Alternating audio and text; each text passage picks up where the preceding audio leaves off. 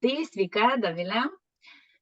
Smagu šiandien man su tavim kalbėti ir aš iš karto prisimenu mūsų pirmą tą pažintį prieš 6, gal 7 metus, kai buvai viena pirmųjų mano klienčių. Ir aš taip džiaugiausi dirbdama su tavim, man tokia kaip ir garbė buvo, kad galiu dirbti su tavim. Nes tu labai gerai žinoma permanento meistrė ir klienčių labai gerbiama, ir mokymus pati vesdavai tiek Lietuvoje, tiek užsieny. Tai tikrai su šypsena ir tokiu smagiu jausmu prisimenu tą laiką. Ar tu gali šiek tiek papasakoti apie tą etapą? Tai labas, Dovilė, labai malonu, kad mes šiandien kalbamės ir tikrai norėčiau padėkoti tau, kad mes visgi ir po tiek metų taip pačiai harmoningai ir smagiai dirbam kartu. Ir aš pati prisimenu, kai mes pradėjom dirbti kartu, tu mano gyvenime irgi atsiradai per rekomendaciją, nors ir sakai, kad tau buvo pradžia, bet jau aš buvau girdėjęs labai gerų atsiliepimų iš savo kolegių, kurios dirbo su tavim. Tai dėl to ir kreipiausi į tave pagalbos, kadangi pati labai daug dirbau, tikrai aš 17 metų dirbau grožio srity ir permanentų srity.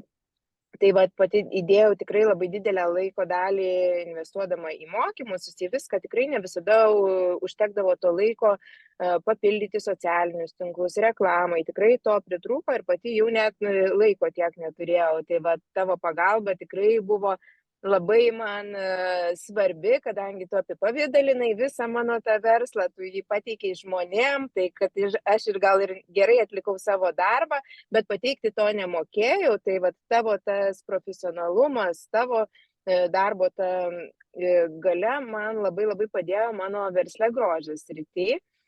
Ir mes dabar visai nesenai atnaujinom, atkūrėm tą ryšį. Kai aš pradėjau dirbti su nauja veikla, tai irgi būtent kreipiausi į tave, nes aš esu toks žmogus, kuris, jeigu jau kažkur su kažkuo dirbu, tai aš ir palaikau tą ryšį, man tai yra labai svarbu ir kažkaip man tu apie save priminėjai, aš pamačiau Facebook'e tavo YouTube tokį rolį, mažą video. Ir ten būtent pasakoju apie savo veiklą, tai aš taip labai pasidžiaugiau ir savanaudiškai dar paskui pasidžiaugiau, galvoju, ačiū Dievui, Dovilė dar šitoj srity ir mačiau, kad irgi labai puikiai sekasi, tai ir sugrįžau pas tave vėl kreiptis pagalbos su nauja veikla, nes vėlgi investuoju savo laiką į naują veiklą, o socialiniuose tinkluose taip ir neišmokau dirbti, tai tikrai labai reikalinga tavo pagalba. Kai prieš keletą mėnesių irgi parašai ir man taip fainai vien tai, žinai, kad grįžta seni klientai, o dar smagiau tai, kad su labai sąmoningom tom veiklom ir tai, kas ir man pačiai smagu ir tai šiek tiek ir taip pat apie mane. Tai papasakok apie savo naują veiklą. Tai mano naujoji veikla, nepaslaptis, yra kundalini joga ir bandžiau. Iš tikrųjų šita veikla yra man nemažiau artima negu permanentinis makiažas. Aišku, aš čia tiek patirties neturiu, bet vis tiek jau su metais daugiau žinai, ko nori ir ta veikla yra tikrai iš širdies. Tai aš pati kažkaip pradėjau tiesiog grožio sritis. Man jinai artima, tikrai daug laiko ten įdėta ir gaila buvo visiškai palikti, bet išjaučiau tokį norą daugiau kažką duoti žmonėm. Aišku, aš ir su permanentu jaučiau, kad vis tiek moterim ir pagražinu, ir jų savijautą, ir palengvinu, ir buitį, bet norėjosi šiek tiek daugiau. Tai kaip atėjo jau brendo tas pokytis mano viduj, turbūt aš pati pradėjau ieškoti kundalini jogos kursų, kadangi jau kundalini joga mane buvo išgelbėjus vieną kartą gyvenime po tam tikrų įvykių. Tai aš pati... Tai kažkaip aš galvoju, vėl man kažkas gyvenime vyksta ir man reikia pagalbos ir aš pradėjau ieškoti būtent tuos jogos kursų pati lankyti. Ir atradau mokytojų kursus. Ir aš pradėjau tuos kursus, aišku, pasibaigiau tuos kursus ir tikrai dabar išjaučiu, kad tai yra mano naujoji veikla ir man va tas mūsų bendravimas pirmą kartą toks harmoningas, tu labai greit sureaguoji, atrenki, ko reikia, ką nedasakau, man labai patinka tavo mokėjimas, kaip tu išsakai pastabas, bet labai pozityviai. Ir žinai, kai naujoji veikla, tai kitą kartą žmonės gali sureaguoti jautriai, net ir aš pati kartais. Bet man labai patinka, kas pas tave yra, tai tas toks sąmoningas palaikymas, pakelimas į viršų. Tai va.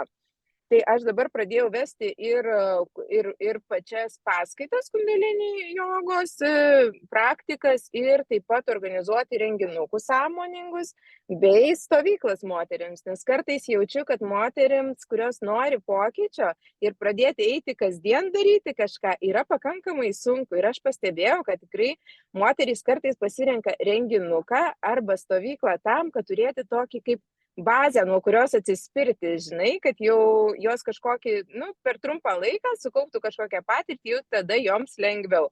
Tai tokios mano pradžios. Man tai labai irgi smagu, iš tikrųjų, kaip mes ir kalbėjom per pokalbį, kad labai gražiai irgi apsijungia tiek ta sena veikla, tavo permanentinis makiažas, nes tai iš tikrųjų yra apie moters, tą tokį pasitikėjimą savim, nes pas tave irgi ir permanentinis makiažas visada labai toks švelnus, kokybiškas, va toks, kad tiesiog paryškintų moters pačios tą grožį ir galbūt kažkas turi ten odos problemą ar kažką, ir taip gražiai išsprendžia. Tai man irgi tos veiklos, tiek permanentinis makiažas, tiek kundalini joga yra apie tą tokį skleidimąsi moters pačios, pasitikėjimą savim.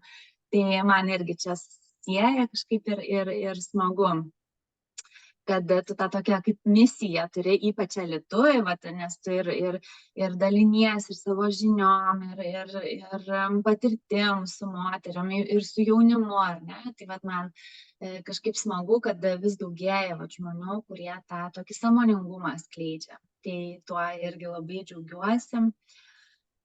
Tai dabar bus stovykla, ar ne? Taip, balandžio mėnesį, 17-23 dieną, jau artėjant link vasaros, bet pas mus dar orai tos vasaros neduoda, tai aš iš tikrųjų jau ir pati laukiu tos stovyklos. Turim jau 4 dalyvės, kurios važiuoja su mumis, tai stovykla tikrai ten bus intensyvi, bet labai turiu tokį irgi norą. Dabar daug stebiu aplinkoje labai tų ir dvasinių praktikų, ir daug labai visokių pamokymų, visko, bet aš vis tiek tikiu, kad mes viską turim integruoti į savo paprastą, žemišką gyvenimą. Tai ir ta stovykla. Jo, kad nebūtų tas toks, žinai, užkrauni save, aš ir pati tą praėjus, užkrauni praktikom visko ir paskui grįžti ir tau dar reikia pailsėti porą dienų. Tai aš noriu, kad stovyklas, kurias renginius organizuoja, kad tai būtų moteriams susipažinimas, kažkoks pačiupinėjimas, pajautimas per save, bet nebūtų vėl forsavimas, kad oi, aš čia turiu būti dabar dvasinga, oi, aš čia dabar turiu būti lanksti, tikrai ne apie tai, tiesiog, kad išmokim per tas kelias dienas, pajusti, kaip mes galim gyventi savo paprastą gyvenimą, šiek tiek jį pagražindamos. Bet tais mažai žingsniais. Palengvindamos. Spaudžiant per daug, ar ne, kad viskas su to pasimėgavimu, kaip aš irgi tau ir darbę sakau, kaip tu buvai. Taip.